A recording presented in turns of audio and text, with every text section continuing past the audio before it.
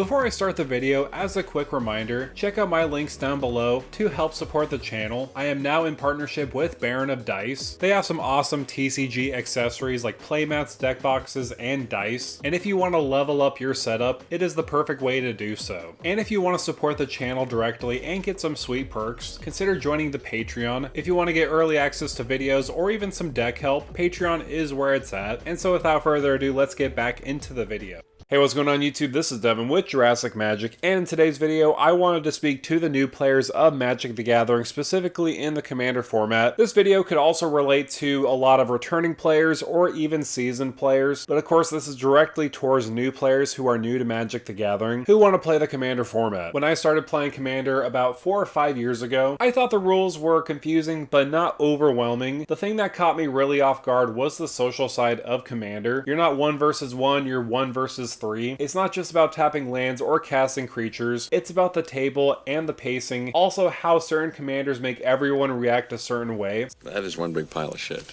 Some commanders are, let's just say, infamous. People don't just refuse to play them outright, but you could tell they're apprehensive. So in today's video, I wanted to talk about 5 commanders that are perfectly playable, but are probably not the best choice for a lot of people starting out, either because they're hated, they're complicated, or they just draw too much attention at the table, mainly because they're probably popular. Think of this as a friendly warning for somebody who has been there. Alright, so the first one up, and a lot of people will recognize this one, and that's Atraxa Praetor's Voice. She was the #1 popular commander for quite a while until the Dragon took her place. She is popular for a lot of different reasons. She's basically the go-to Phyrexian commander for a lot of different Phyrexian decks. She has a cool backstory, and she's also famous for her proliferate ability, putting counters on everything everywhere. It sounds amazing, right? Well, for a new player, it's a lot. Tracking all those counters, triggers, and proliferating timing is basically juggling a flaming sword while riding a unicycle. And in multiplayer, because she is so well known, everyone's eyes are going to be on you from turn 1. I do have a personal story with Atraxa. My cousin was actually first starting playing Magic the Gathering, and he immediately saw Atraxa and fell in love with her and wanted to build a deck with her right away. I was kind of cautious on telling him about this, but I just kind of let it go because I wanted him to experience Magic the Gathering for the first time. And so we went out, played LGS games, and it turns out he was always targeted because he was the Atraxa player. Oh shit,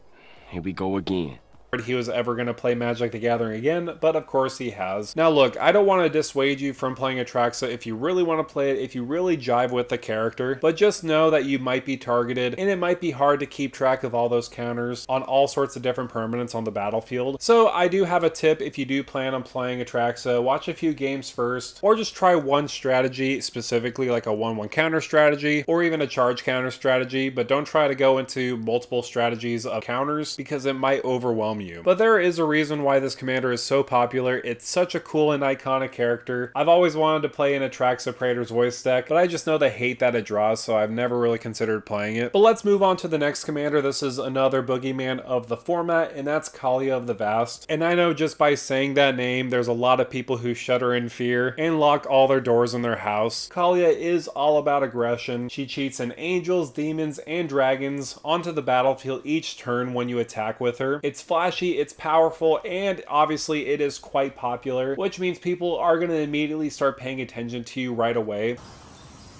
You will? Attacking the wrong person, triggering the wrong abilities, and suddenly you've earned the #1 hated spot at the table. Again, I love the concept. A lot of people do gravitate towards Kaalia because of the coolness of, oh, I'm going to drop in an angel or a dragon or a demon. All 3 of these creatures in one deck is going to be so cool. You know it's bad when a lot of people say they omit some cards from the deck, like Master of Cruelties, because it's basically like a 1-card combo with Kaalia, taking out somebody from the game. So again, Kaalia is a very playable commander, but it can be a target on the table. But next up, let's talk about Yuriko the Tiger Shadow. And look, ninjas are sneaky and fun, but Yuriko relies on combat triggers that can be tricky to manage. Miss one ninja trigger, and suddenly your plan collapses, or worse, you're accidentally benefiting another player. A reason why not a lot of people like this commander is the fact that it avoids the commander tax. Because it has Commander Ninjutsu, you could almost always play for 2 mana, and when it gets removed, all you have to do is just replay it from the command zone for that ninjutsu ninjutsu cost of 2, so a lot of people find this kind of salt-inducing. Of course, popularity comes into play here too. Yuriko decks are well known, so opponents are watching every single move, and for a new player, that pressure can make your first game stressful. There are some other ninja commanders that could work quite well, and that are a little bit more casual than Yuriko, and this could really apply for all the commanders that I'm talking about today. You could have a replacement for each of them and kind of see the playstyle for them. Of course, they're probably not going to be as efficient or as powerful, but they still can get the job done without being eyed as the threat. Coming next is Koma the Cosmos Serpent. If you love big, flashy creatures, Koma is seriously so irresistible. It generates a ton of tokens and has a huge board presence. It's perfect for feeling powerful, right? Well, for a new player, there is a catch. Koma can be quite intimidating at the table. Opponents see that massive serpent coming every turn, and suddenly everyone's paying attention to you, plotting in their next move. One misstep, blocking incorrectly, or timing the abilities wrong, and your big plan can fizzle, or you're basically the new favorite target. I have personal experience with Koma the Cosmos Serpent playing it, and it really doesn't matter if you're a new player or even a seasoned player. Koma simply gets hated out of the game. There's a lot of things going for Koma that make it super hated.